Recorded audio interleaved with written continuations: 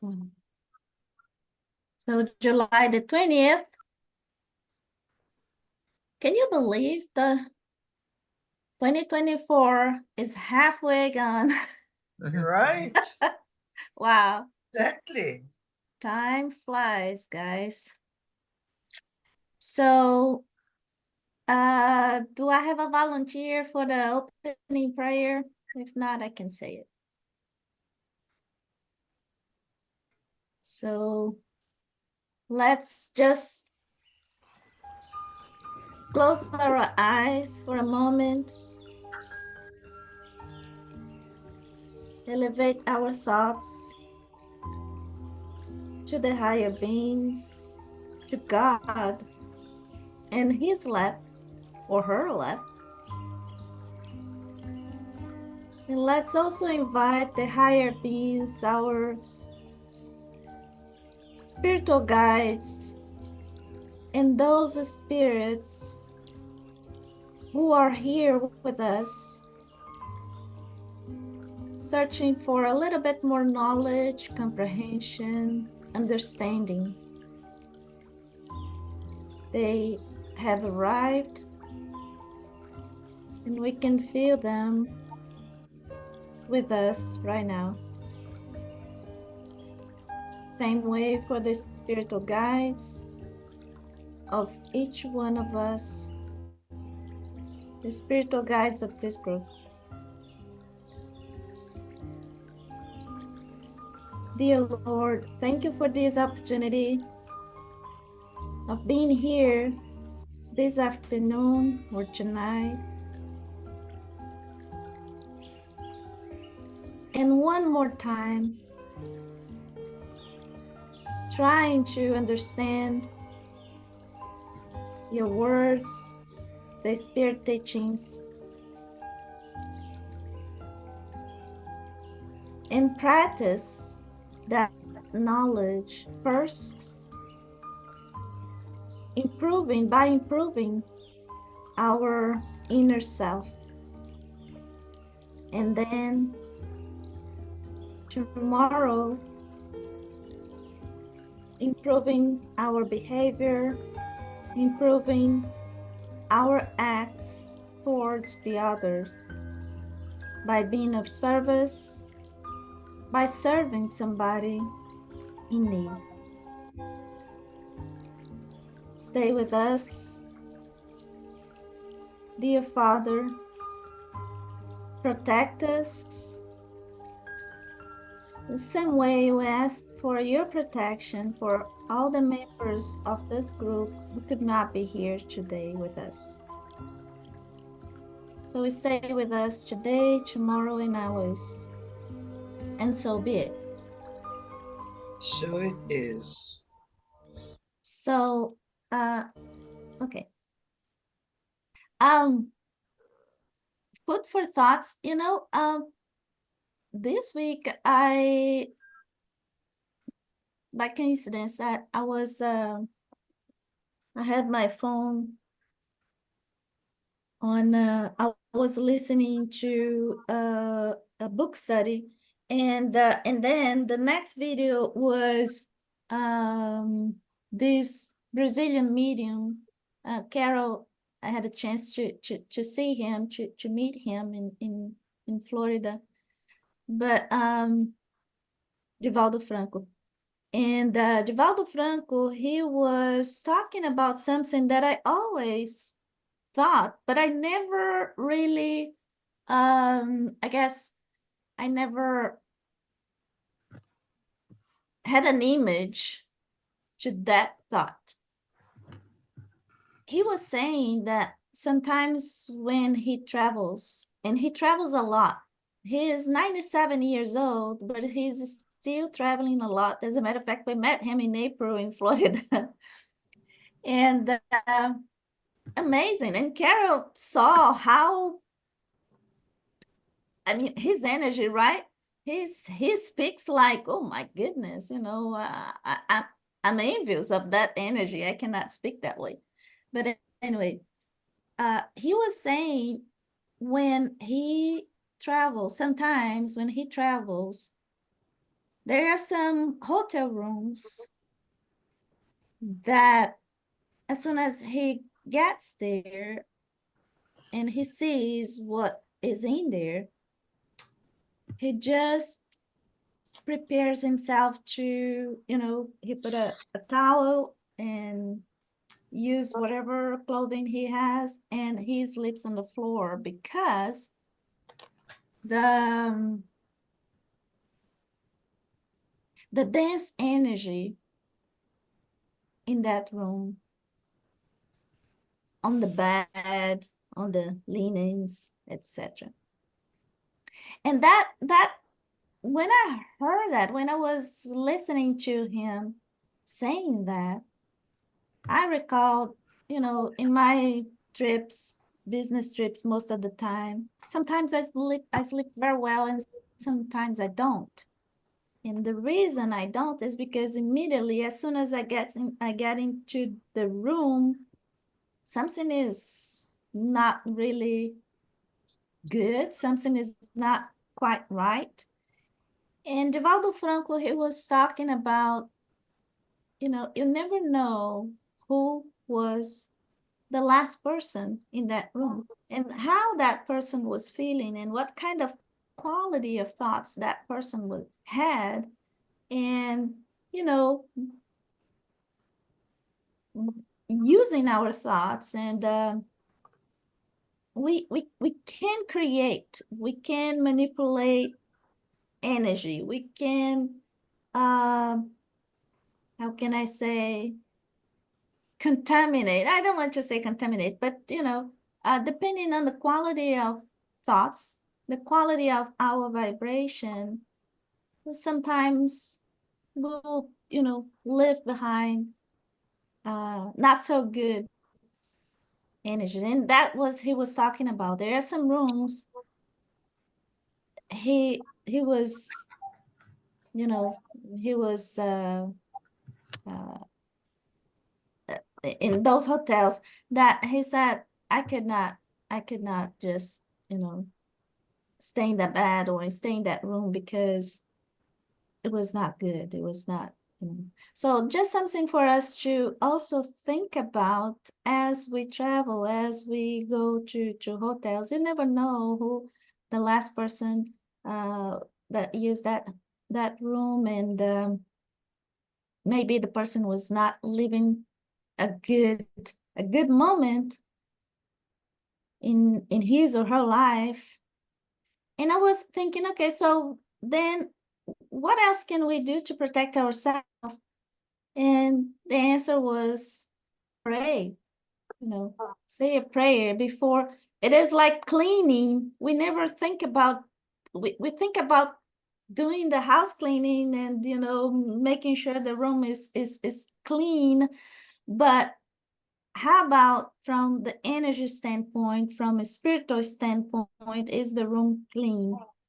And the tool that we have in our hand, that we know about it, is exactly prayer. So just saying a prayer, and asking your spiritual guide to go in front of you, ahead of you, and help you by, cleaning away, dusting away whatever dense energy or, low vibration, so you can get a good rest. Just something for you to, because I thought it was very interesting that by coincidence, I was traveling a couple weeks ago, and it was exactly what I experienced. Okay, so we have, I missed one slide here. No, that's fine. Yeah. So we are still on the Spirit's book number 1, First Causes, chapter 4, the vital fluid, and intelligence and instinct is the topic. And the last question that we saw last Saturday was, is it correct to say that instinctive faculties taper as intellectual faculties develop? And the answer was no, instinct always exists, but humans dismiss it. Instinct, like reason, may lead us in the right direction. It always guides us, and sometimes even more surely than reason. It never goes astray. So it was the answer for the question number 75 about instinct. And the next question is, why is reason not always a foolproof or guide? Any comment or any guess? Yeah, Why reason?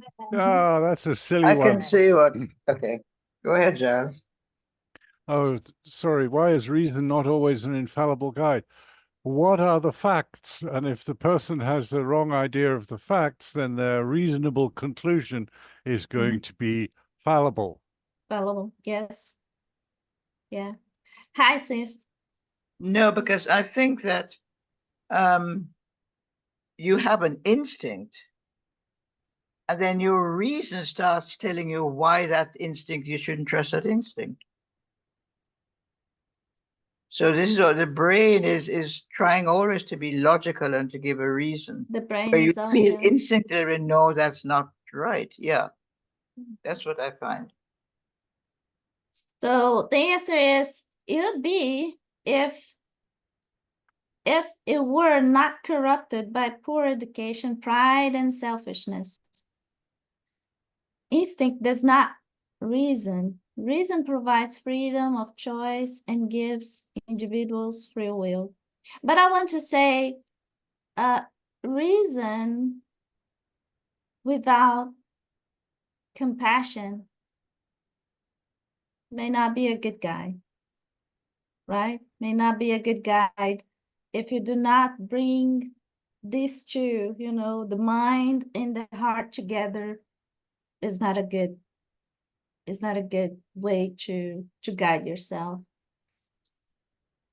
So with that, we conclude the book number 1. Look at that, first causes. And so I just want to remind you all, we finished book number 3, moral laws, and now book number 1, first causes, and now we start with book number 2 of the Spirit's book. And the main topic is the spirit world. I have a question. So that's how they translated it, the spirit world. Shouldn't be the spiritual world? It's just me not knowing English very well. But anyway, so that book is, subdivided in several subtitles, if you will. And the first one is spirits. So in the spirits, we have all this, what the heck, yeah, all these sub-items under chapter 1. So origin and nature of spirits is the first topic. How can spirits be defined? It's so hard. I don't think it can be defined, but he dared to ask, how can spirits be defined?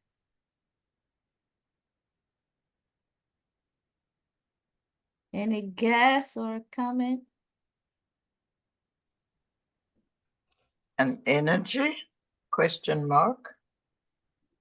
I would just say, well, it's God's creation. I'll go very, obvious. But it says, oh, Maria, yes, sorry. Now, we studied that we have 2 principal things in universe: material and Matter and matter. All right, matter and intelligent principles.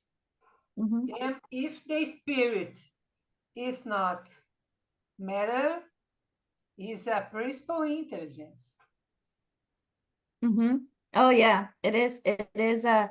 If it's not matter, then it must be uh an intelligent An being. Or intelligent element.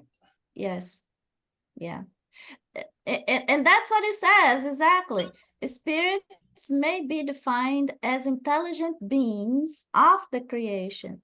They populate the universe outside the material world. So it is exactly what you said. If it's not matter, then it is the other half of creation, that is the smart principle or smart element.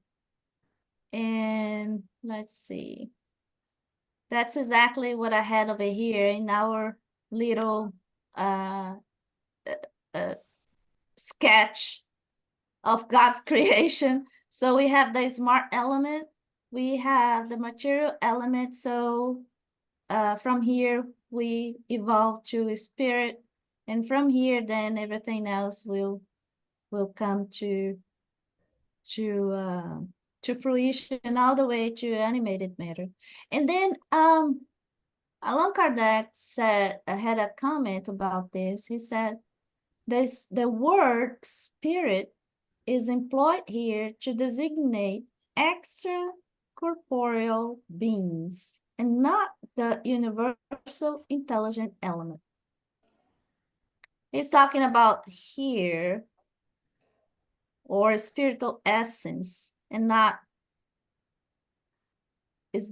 exactly smart element, because this is the very, very first Beginning. idea. Yeah. Yes. Anna, Mm? I think that's very interesting in this answer that they said that they stay outside of material world. Mm-hmm. And when we think about our lives, we think about material lives. Material. And it's very interesting because it's exactly different because they're outside of material world. Yeah, they are. Go ahead. In the universe, this change our mind when we think about it, because we think that we are the principal way, the principal person, the principal word is our material lives. And in this answer, we know that it's not easy. It's And not, it's not that way. Yeah. not Yeah, true. our perspective will be always from a materialistic standpoint, because that's the dimension we are. But the spirits, they're constantly reminding us this dimension, this material or materialistic dimension is just a temporary stage. And And actually the main, a little piece of universe. yeah, exactly. And actually the main dimension is really the other side and not this one. So the next question, are spirits distinct? And there will be questions about that, Maria. Are spirits distinct from divinity, or are they portions of divinity called sons or children of God for that reason?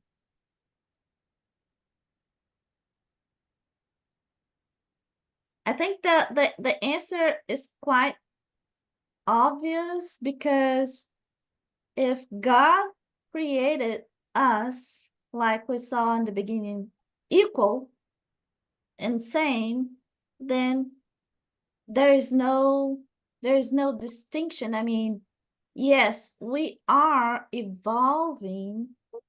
We are not God, right? But that's our journey. For now, we are who we are, God's creation. And one day we'll be reunited. But for now, we are just God's creation, right?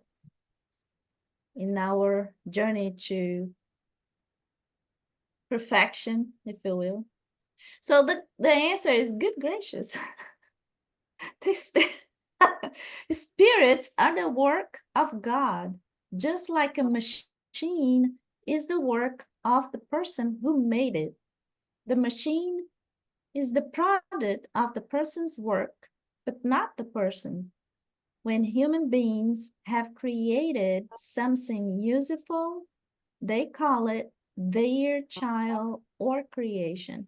Well, then, the same applies to us in relation to God. We are God's children because we are the product of divine work. So, yeah. So, God's children, that's what we are. And do spirits have beginning? That's a question that I always had when I was a child. Do spirits have a beginning or birth, or have they existed for all eternity like God? I'm probably going to disagree with Kardec here, but the spirits do not have a beginning or birth because they are part of God. And they are surrounded by a cloud of forgetfulness, and our job as individual spirits is to slowly work through the cloud of forgetfulness. And I wish I had thought of that, because that is a wonderful thought, but it was the ancient Indian rishis 5,000 or 6,000 years ago that came up with that. And there's no reason to change it. Mm-hmm.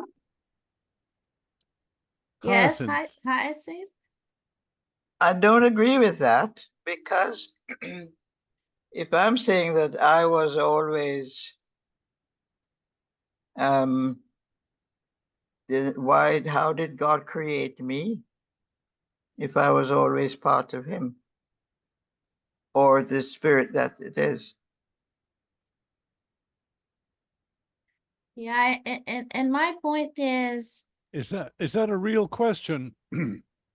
No, I'm just saying I don't agree with the sage. That's Right. his thought, it's not mine.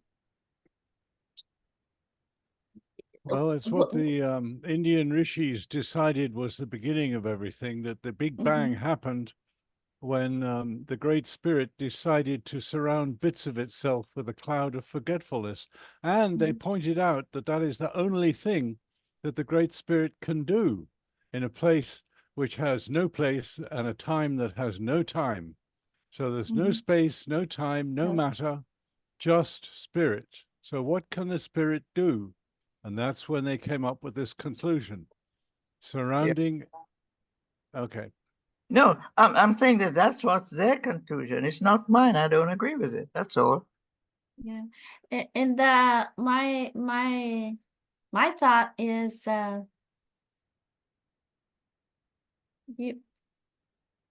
if we were part of God at the beginning, then why are we doing so many silly things right now and Because still the learning? reason for the for the creation of the universe is entertainment. If there's no space and no time, nothing can happen. It I know just sits there. I know that's your theory. And I Yes, mean, you said and all of that. I'd love to hear a better one. I don't agree with it. What's But your I think theory? I think that I am a part of God, created by, I am a part of him. Of him. Yes. I shouldn't say him, the Okay, spirit. all right. Yeah. And I will go back, because it's all of this, whatever the reason I have to have all these incarnations to get back, whatever it is, I'm working through it to get back. But I don't think that God was bored, and that's why he made things. Well, boredom happens when you can't do anything. And I have to remind everyone that Jürgen Siever remembered an incarnation he had in a glacier. He was the spirit of a glacier.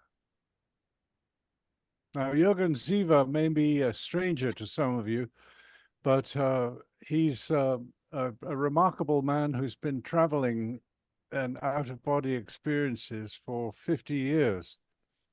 And while he was in the spirit of a glacier, he said his overwhelming sensation was boredom because he couldn't do anything except slowly move downstream.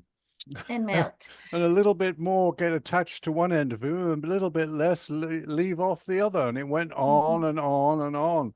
And he was bored. And I think that is so perfect. But John, sorry, no, people have their hands up.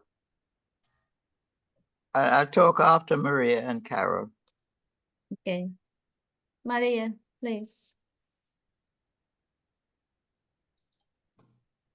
If we think that God is eternal and that we have a beginning in some time in the universe, it's logical to think that we are different from God because they exist for all eternity and we don't.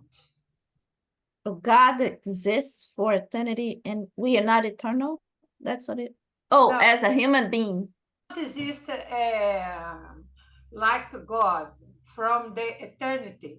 Have a time that we are created by God. Oh, I see. God create every time, constantly. Yeah, he doesn't stop creating. Yes. They doesn't he or she doesn't stop. I don't, yes. Yeah. One time, once again, sometime up and again, we are created by God. Then we are not God, okay? Because we are, we have a beginning, but God doesn't have. Yeah. Then we can say that we are exist for our eternity like God. Like God. So there was a beginning. That's what you're saying. There must be a beginning because we have a beginning. The cause, the cause was there, meaning God, when the consequence, meaning us, arrived, or we were created. Carol, please. Thank you, Maria. I don't think that God got bored and decided to create. And I don't think, I mean, even if we have our minds, I don't think we should get bored either, because we can always create things in our minds. But I don't know. I don't think that he just got bored and decided to create. Yeah, you know the idea that came to my mind, I recalled what Nelson Mandela said when he was asked about being in prison for so many years, decades, and his answer was he was never in prison because he always had his mind free. Yeah. He was all everywhere, and he took the time to read and learn and study, etc. So yeah. Who was this? Nelson Mandela. Mandela. Yeah. So do spirits have a beginning of birth, or have they existed for all eternity? And the answer, if spirits did not have a beginning, they would be equal to God. I think this is like what Maria was saying. They would be equal to God, but they are God's creation and subject to divine will. it is indisputable that God is eternal, but we know nothing in regard to when and how we were created. I really like when the spirits, when they are very honest and they say what they know and what they not know and what they can and what they cannot tell us. In this sense, we have had no beginning since God is eternal. The Creator must have unceasingly created. As to when and how each one of us was made, I will repeat, no one knows. Yes. And that's the thing, is that also so many people have had different experiences in their various incarnations. Mhm. So it's not the same for everybody. And I mean, we're talking about this planet Earth. Look at the billions and billions of Yes. stars and planets in the universe. Mhm. My mind cannot comprehend it. Yeah. It's and if we think about it, it's like it's infinite, right? So the creation will never stop. Yeah. Why I have this? Oh yeah, because there is a comment from Anna, there's something. Kardec. Sorry. It's something that would be nice to point out about your diagram here. Your diagram has got Mhm. God at the top. Mhm. The word God should be in faint letters over the whole picture. Mm. Right. And In then what your letters? In what letters, Giles? in faint letters, so that It's- it doesn't obscure the rest of the diagram. Oh, yeah. Because all Well, of this is overlaid with God as the background, the progenitor, the source. You have it as a separate thing at the top instead of the whole thing. mhm. It's just a silly point. It's just a schematic. So, yeah, and I really didn't mean anything. I was just, as a matter of fact, yeah, anyway. So, since the comment from Kardec was about this, since there are two, oh no, this is another question. So, since there are two general elements in the universe, meaning looking at this schematic over here, smart element and material element, that was he was talking about. Since there are two general elements in the universe, the intelligent element and the material element, it is correct to say that spirits are formed from intelligent element as inert bodies are formed from the material element. So based on this schematic, the answer is yes, right? So spirit coming, if there is no smart element, then there should not be a spirit. So, and the answer is obviously, the spirits are the individualizations of the intelligent principle, meaning we all have an individuality.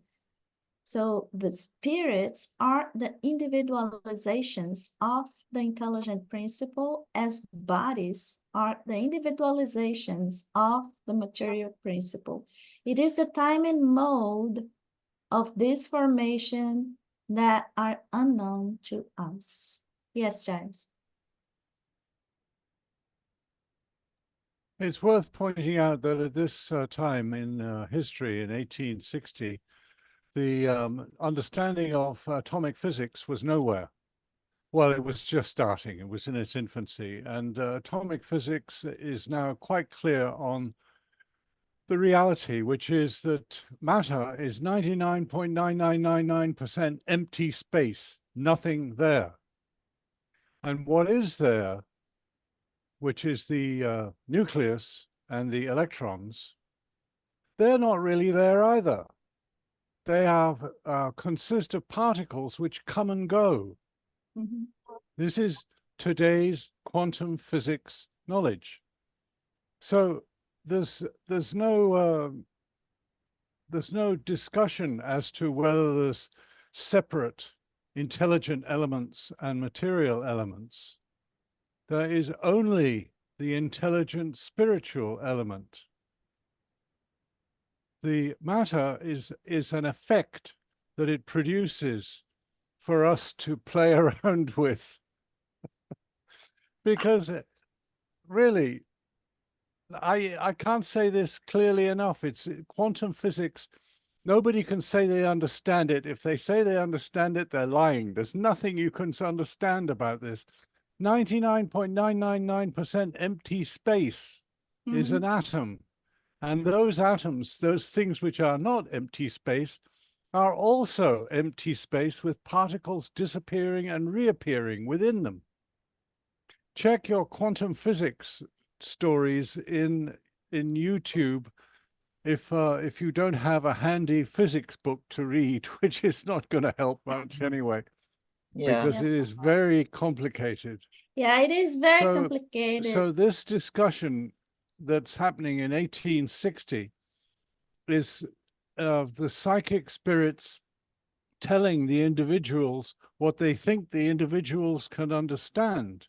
Now we're 150 years later, and things are clearer, and in a way not clearer at all.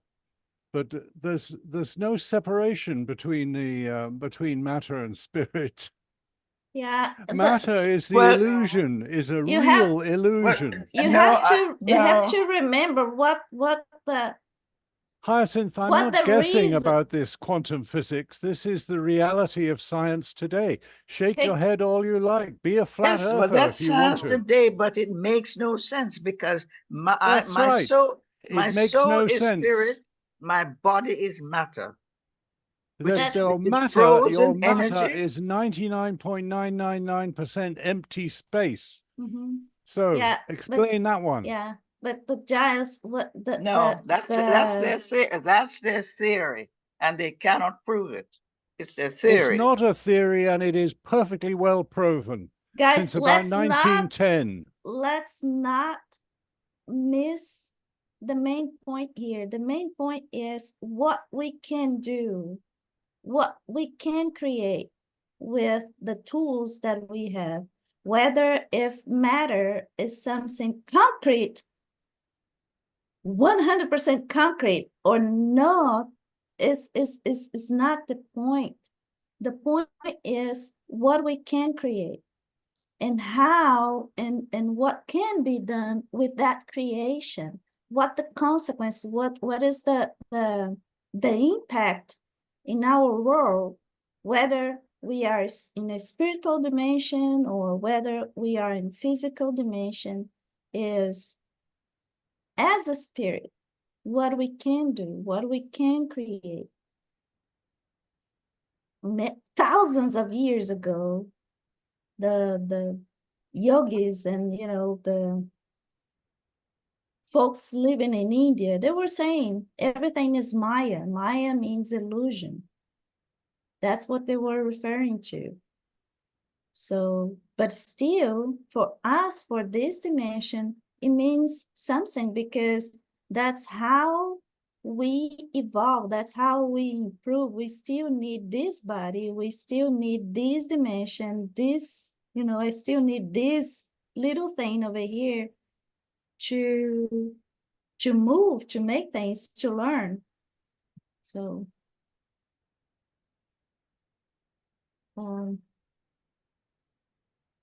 okay, so is the creation of spirits continuous, or did it only take place in the beginning of time? And I guess we answered this because we said it is continuous.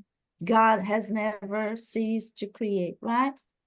But the following one, are spirits formed spontaneously, or do they proceed from one another? Well, Anna, I want to come back to the another question. Yeah, which one? Because which question? Yes, I think that is very important to think why God create only two basic elements in the universe. Why did not create 3 or more? Because if he want, he could. All right? God is very wise. He created 2 basic elements of the universe for a reason. He creates 2 because the intelligence principle intellectualizes matter, and the matter provides the means of the evolution of the spirit.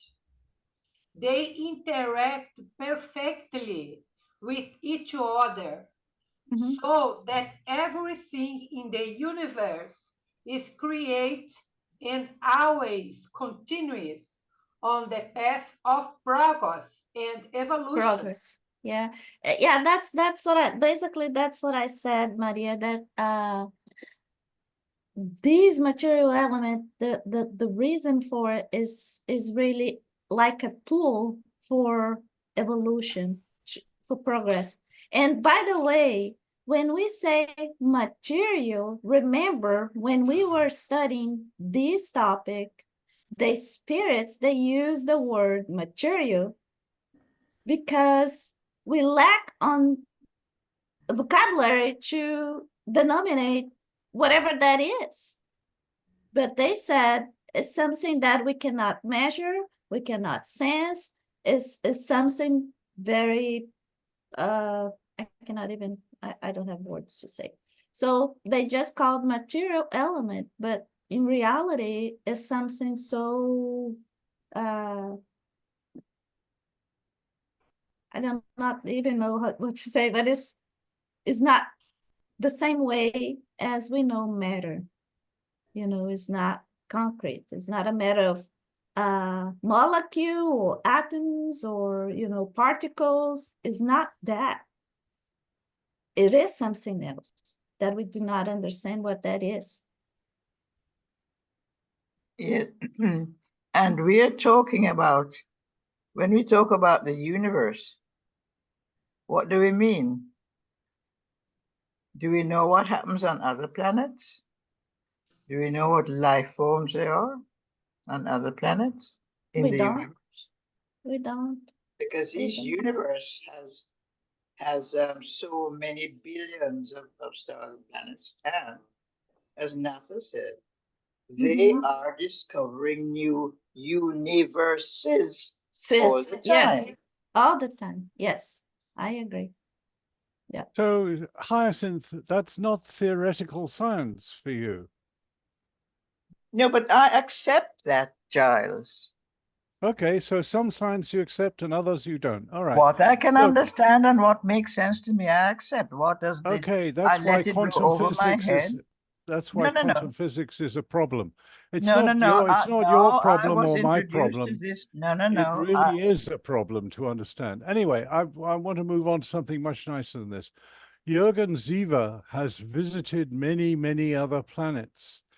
And he says those planets that appear barren, like, for example, Venus or Mars, here, there are billions of planets all around the place. And there's planets actually journeying between suns. And those planets have life forms on them in other dimensions. Precisely. That's what Jürgen Siever says. Precisely. And that I accept always. And we accept that on the word of one man with no evidence, except that, of course, some of us have traveled ourselves and been to these other planets too. How many people here have visited an alien planet in their dreams? I have not. I haven't. I did. Okay, so that's it's 2 still, out of 6. It's still that person's interpretation. Okay, No two it's people. my interpretation, and it goes right along with what Jürgen Siever said. Yes. And Anna, you've visited another planet. Is it more than once or? More than once. There we go. So that's. And Exactly. would you agree with Jürgen Siever's interpretation? Yeah, but it's not new what he said. No, exactly. Right, exactly. Exactly. Why should billions and billions of universes be barren? It doesn't make sense. There I quite must be agree. other life forms. I quite Yes. agree. Nothing is wasted. No. Yeah. I quite agree. There we Yep. are in complete agreement, Hyacinth. Mhm. But And these but dimensions, that I have had from since I was a child. what have you Mhm. had since you were a child? That there were other planets, there are The other beings on comprehension. other Yeah. planets. Yeah, and Other guys, life forms. this is just a hint, a sign telling you you are not a new spirit. You had other experiences, and if it's that easy for your mind to accept that, it means somehow you had experienced, somehow you have faced that reality. So, yeah. I was a stargazer as a child.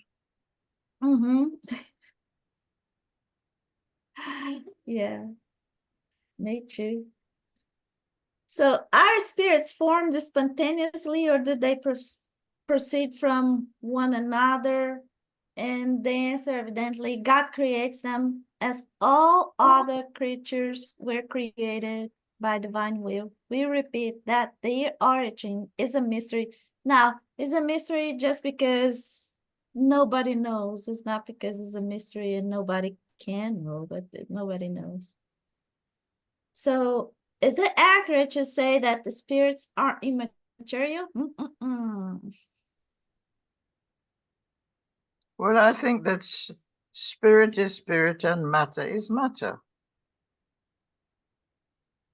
And as I say that everything But is energy, and matter is frozen energy. I guess the question here is like more, as a spirit, do we need, as a spirit, not us, this incarnate, but as a spirit, do we need matter? If you want to appear, You see, so that matter element, it's something that we do not know exactly what that is, but seems like it is natural to us. The same way that it's natural for us to breathe,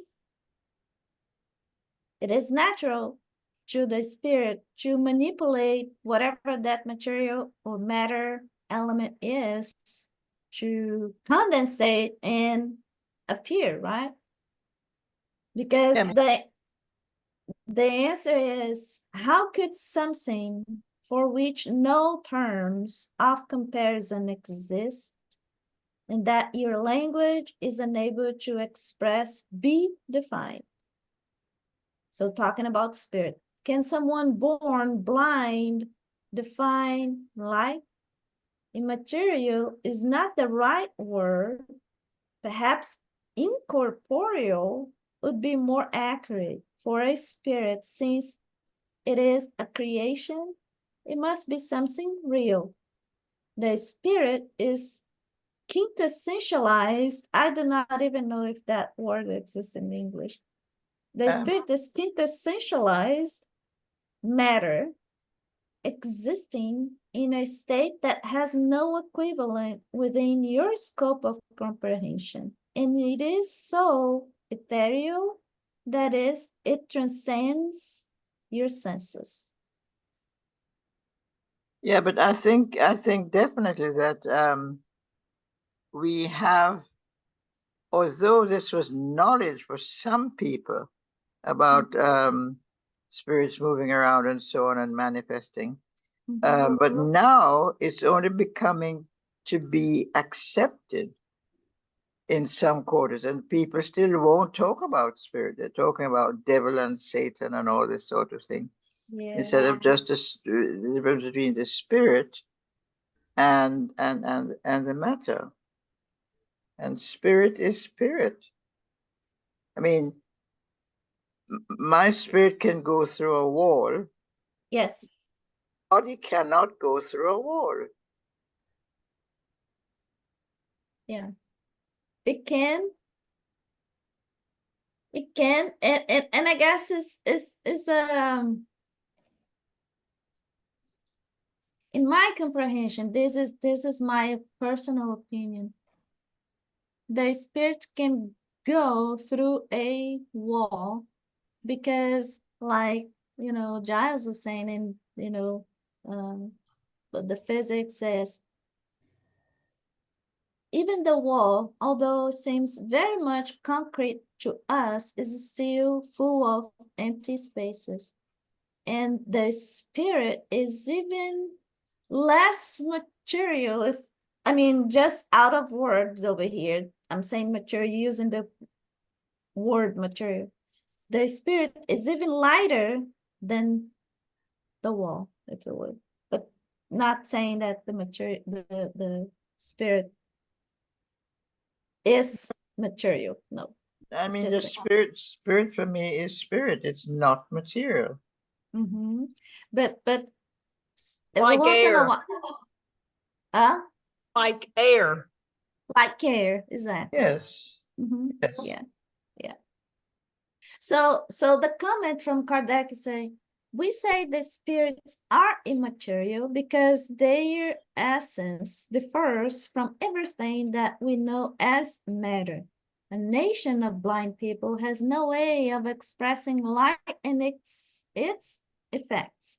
For someone who is born blind, the only methods of perception are sound, smell, taste, and touch.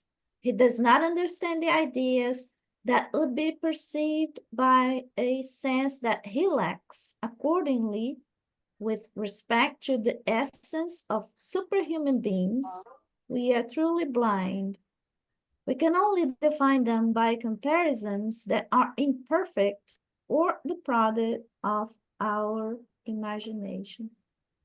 So when I read something like this, I think about, okay, so if I don't even have a word for something because I have not been able to identify that something yet, so why bother about it?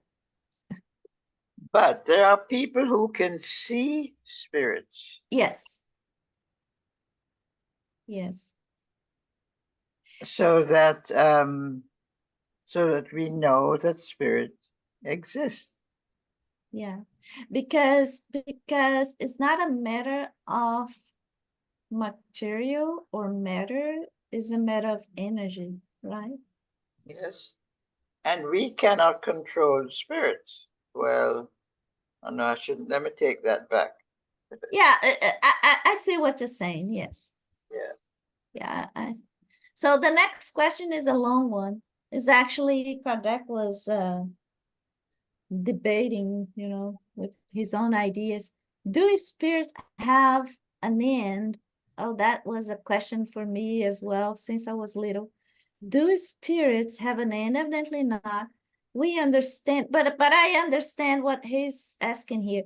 We understand that their source is eternal, but we want to know whether their individual existence has a fixed term. Like I remember when I was child and I was thinking about all the different lives, and I always thought, okay, so whenever I go back to God, will I be myself, or do I lose a sense of self? That's what my question since I was little. And he's asking here, we understand that their source is the source of spirit is eternal, but we want to know whether their individual existence has a fixed term, and if after a given period of time, the element from which they are formed is redistributed. Does it return to the mass from which they were produced, as is the fate of material bodies? It is difficult to understand the concept that something that has had a beginning does not have an end. Inevidently, that's a materialistic mind thinking, right? So the answer was, as humans have limited intelligence, we are dumb. As humans have limited intelligence, there are many things you don't understand. Regardless, this does not constitute sufficient grounds for rejection. Children do not understand all that is understood by their parents, nor does an uneducated person understand all that is understood by an educated one. The existence of spirits has no end, and that is all that we can reveal at this time. Yes, and that's what I have always believed. Spirit is the spirit that, as I will never die. This body will, but I will never die. Not your essence, yes. So that's the so we just finished origin and nature of spirits. The next topic is primitive normal world. Do spirits make up a world that is separate from what we see? Anna, Mhm. I want to come back again. Go back, yes. Oh, yes, but my English is not sufficient to talk about what I'm thinking about. Mhm. But we need to understand that the spirit, me and you and everybody, will grow up, every grow up. And one time in the future, Mhm. when we are a poor spirit, when we are a perfect spirit, we will understood. We will understand. We will understand many things that we can't do today. When I stay in this ground, perfect spirit, Mhm. I will be a co-creator. Mhm. Co-creator means that I understand the God's nature, Nature. Mhm. nature, and I understand Mm. the meaning of all good, all God does, all Mhm. God does, and I can help if God create eternally. They need co-creators, a perfect, a poor spirit to help him in this evolution of this principal intelligence, Intelligence. Mhm. to grow up with us was helped in the past and now. Yeah, there is a question about that, Maria, and the answer is exactly that, that within the whole creation, God is not, I'm gonna say, but it's not that word exactly. God will make a use of those spirits to help him, as those spirits can be like used as a force of nature or something. So I think you're right when you say, once we get to that point, to that stage, we become a pure spirit. Yes, we'll participate in the co-creation and help to sustain that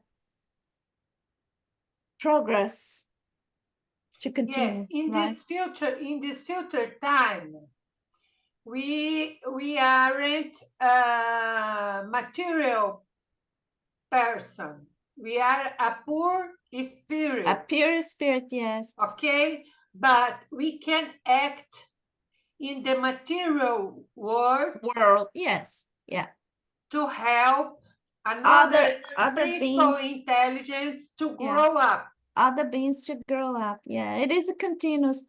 And we have to think about sustainability as well, right? How to Yes. sustain the whole system. So, yeah, Okay, thank you. thank you. So those spirits make up a world that is separate from what we see. And evidently the answer is yes, the world of spirits or incorporeal intelligences. And which of the two, the spirit world or the physical one, is the principal one in the order of things? Evidently, the spirit world, it is pre-existent to and survives everything else. So that's all that it is. It's just a spirit world, and everything is just a makeup, really. Could the physical world cease to exist or never had existed at all without affecting the essence of the spirit world? Yes. They are independent of one another, and yet their correlation is continuous, for their ceaselessly react upon each other. Because like Maria was saying, so the spirits, they will use that physical world to develop other beings, the new beings coming over and over and over. And do spirits live in a specific restricted region in space? Hyacinth was talking about something like we do not control spirits, but I think they are controlled by themselves. Do spirits live in a specific restricted region in space? The That I answer, can't say. uh, I can't say. you can say the answer is very interesting, because it says spirits are everywhere, and they populate infinite space in infinite number. Of course, imperceptible to humans, they are always beside you, observing and acting upon you, as they are one of the powers of nature. You see this? They are one of the powers of nature and instruments employed by God to accomplish God's design. So this is the higher beings making sure that the whole project will continue. All spirits do not go everywhere, and there are regions that are restricted to those who are less advanced. Like, I really want to be in a place where the pure spirits are, but I will not be able to stand that vibration, right? Because I'm such a low vibration, my structure will not be able to go there. So I'm self-controlled, if you will. So the pass or the permit for me to go everywhere is really by my own evolution, right? The more I evolve, the more freedom I have to go anywhere I want. Yes, I mean, it is said that if you raise your vibration, you can disappear, Yes. and you lower it again and you appear. So I do not know, but I just have to listen to previous experiences. Mm-hmm. But I have no thought until I experience it myself. Mm-hmm. Maria, please. Anna has an interesting case of this question that we are restricted to those who are less advanced. In the book of André Luiz, Psychography by Chico Xavier, Astral City, okay? When the mothers of André Oh, Luiz that's true. Yes. lives in another ground, In a higher. high spiritual ground. And André Luiz slept in his level in Astral City, and his mental body went to find his mother in higher ground. It's a very interesting because the astral body from André Luiz doesn't have conditions to go to his mother level. Then he slept, dislocated, how I can say it in English?